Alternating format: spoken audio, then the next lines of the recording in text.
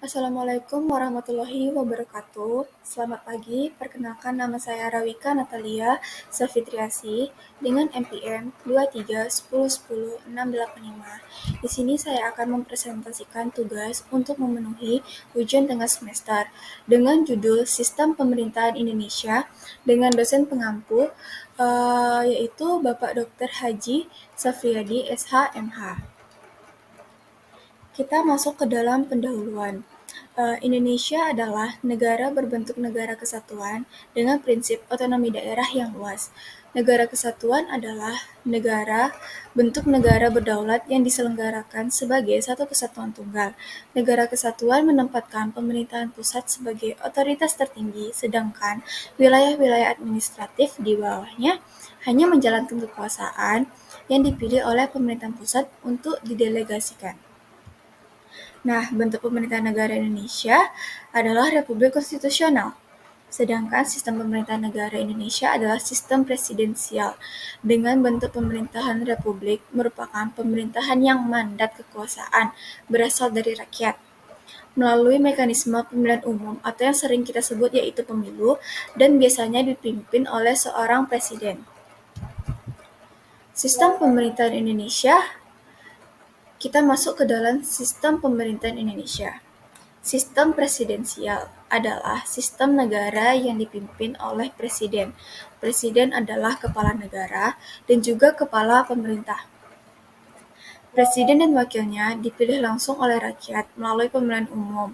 Dengan menjalankan tugasnya, presiden dibantu oleh para menteri. Presiden berhak mengangkat dan memberhentikan para menteri.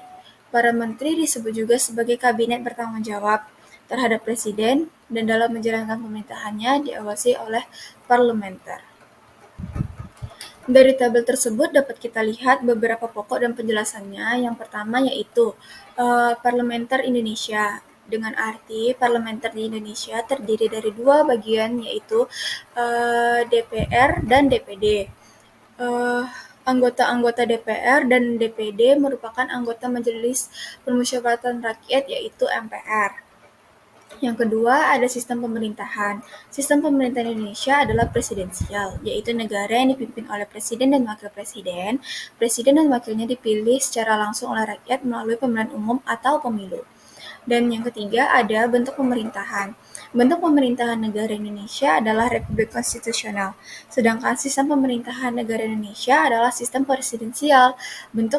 Bentuk pemerintahan republik merupakan pemerintahan yang mandat kekuasaannya berasal dari rakyat melalui mekanisme pemilihan umum dan biasanya dipimpin oleh seorang presiden. Dan yang keempat yaitu bentuk negaranya. Indonesia adalah negara berbentuk negara kesatuan dengan prinsip otonomi daerah yang sangat luas. Negara kesatuan dengan bentuk negara berdaulat dan diselenggarakan sebagai satu kesatuan tunggal. Negara kesatuan menempatkan pemerintahan pusat sebagai otoritas tertinggi, sedangkan wilayah-wilayah administratif di bawahnya hanya menjalankan kekuasaan yang dipilih oleh pemerintahan pusat dan didelegasikan. Di sini ada definisi sistem pemerintahan. Sistem pemerintahan merupakan sistem yang digunakan oleh pemerintah sebuah negara untuk mengatur negaranya. Sistem pemerintahan berisi sekumpulan aturan-aturan dasar mengenai pola kepemimpinan, pola pengambilan keputusan, pola pengambilan kebijakan, dan berbagai macam hal lainnya. Dan istilah sistem pemerintahan pada dasarnya berasal dari dua kata berbahasa Indonesia, yaitu sistem yang artinya kesatuan pengaturan dan kata pemerintahan yang artinya pihak dan berhak memberikan perintah ataupun memutuskan kebijakan tertentu. Jika diartikan dari arti katanya, maka pengertian sistem pemerintahan merupakan kesatuan pengaturan yang digunakan oleh pihak-pihak berhak memutuskan kebijakan atau pemerintahan atau memberikan perintah.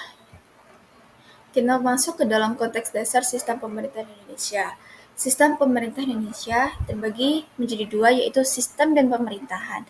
Sistem sendiri dapat diartikan sebagai suatu tatanan atau susunan yang berupa struktur yang terdiri dari bagian-bagian ataupun komponen-komponen yang berkaitan antara satu dan lainnya, secara teratur dan terencana untuk mencapai suatu tujuan.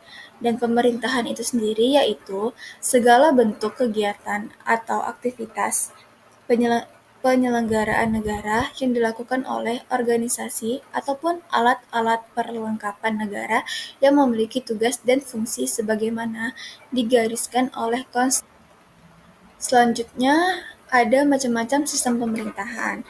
Nah, sistem pemerintahan ini terbagi menjadi tiga.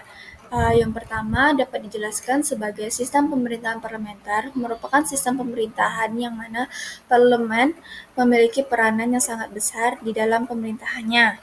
Dan presidensial adalah sistem pemerintahan yang kekuasaan tertinggi berada di tangan presiden, yaitu dapat kita contohkan sebagai negara Indonesia. Dan yang ketiga yaitu sistem pemerintahan semi-presidensial, merupakan sistem pemerintahan gabungan antara sistem parlementer dan sistem pemerintahan presidensial. Dan bentuk pemerintahan sangat berkaitan dengan pelaksanaan kehidupan bertata negara. Hal tersebut tentu saja berhubungan langsung dengan formalitas kenegaraan dan kepala negara. Dan juga ada bentuk pemerintahan Indonesia sempat mengalami perubahan. Sebelum diamandemen, diketahui bahwa UUD 1945 memiliki pengaruh yang sangat besar untuk mengatur kedudukan lembaga tinggi negara dan lembaga tertinggi negara. Sistem ini membuat kekuasaan kepala pemerintah menjadi tidak terbatas.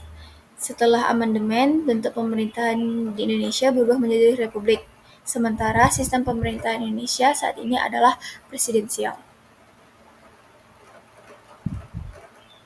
Dan juga sistem pemerintahan Indonesia setelah diamandemen atau yang berlaku saat ini dijelaskan secara rinci di dalam pembukaan Undang-Undang 1945, tepatnya pada alinea keempat dalam Undang-Undang 1945. Diketahui bahwa Indonesia merupakan negara berbentuk republik.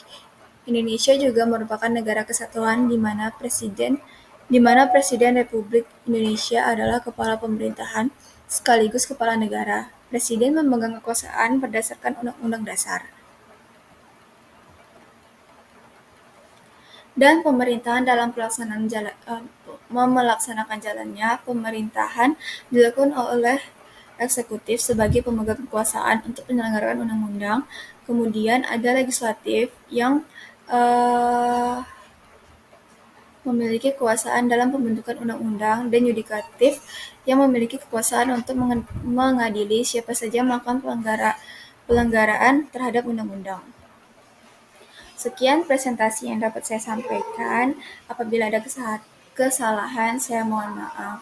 Sekian, terima kasih.